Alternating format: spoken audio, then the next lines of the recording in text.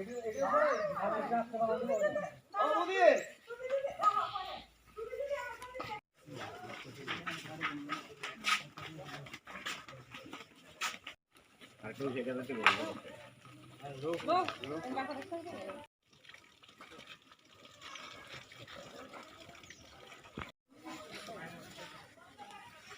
পাচ্ছি আশীর্বাদ সবাই নিলে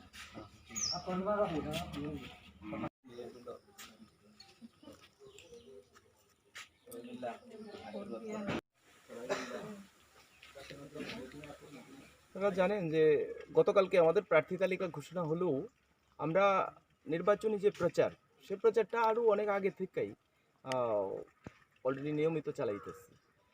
বিগত দিন সরকার গঠনের পর 2018 সরকার গঠনের পর আমরা একদিনের জন্য কিন্তু ঘরে বসে নেই। নির্বাচন আইছে আর আমরা বাইরে এইরকম বিষয় না, আমাদের একেবারে রাজনৈতিক কর্মসূচি, রাজনৈতিক কর্মকাণ্ড, সাংগঠনিক প্রক্রিয়া কন্টিনিউয়াস একটা ধারাবাহিক প্রক্রিয়া চলছে। এবং এই আসন্ন পুর পরিষদ নির্বাচনে আমরা প্রতিটা ওয়ার্ডে আমবাসা পুর পরিষদের 15টা ওয়ার্ডেই 15টা পদ্মফুল আমরা পুরসভাকে উপহার দিতে চাই, পার্টিকে উপহার দিতে চাই। আমাদের ধলাইতে যেমন আমরা বিধানসভায় 6-এ 6, এডিসিতে 4-এ 4 এবং পুরসভা এবং নগর পঞ্চায়েত কমলপুর এবং আমবাসা এই দুইটা কমলপুর নগর পঞ্চায়েত এবং আমবাসা পুর পরিষদে আমরা সেঞ্চুরি করতে চাই, যেখানে বিরোধীদের কোনো অস্তিত্ব নেই। আপনারা জানেন যে এর মধ্যে কেউ কেউ লুকিয়ে কোনো জনভিত্তি যারা জনবর্জিত কিছু লোক নমিনেশন দাখিল করছে, কিন্তু তাদের কোনো জনভিত্তি নাই, জনগণের সাথে সম্পর্ক সেটা নাই বললেই চলে। আমাদের ভারতীয় জনতা পার্টি কিন্তু কালকে আমাদের যে প্রার্থী তালিকা ঘোষণা হয়েছে সেই থেকে আমরা একেবারে প্রতিটা ওয়ার্ডে ওয়ার্ডে রাতের বেলায় আমরা বিশাল বিশাল মিছিল করেছি।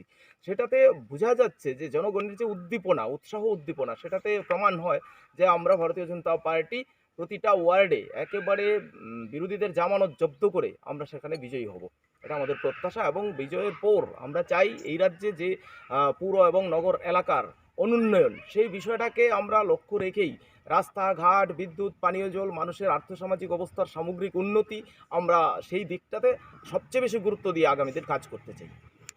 আপনার সব প্রতিটি 15টা ওয়ার্ড রয়েছে পুর পরিষদের, সেই প্রত্যেকটি ওয়ার্ডে আপনাদের বিরোধী হিসাবে কাকে ধরবেন, আপনাদের প্রতিদ্বন্দ্বিতা করতে পারেন? এই মুহূর্তে বিরোধী বলতে কোনো কিছু নেই রাজ্যে।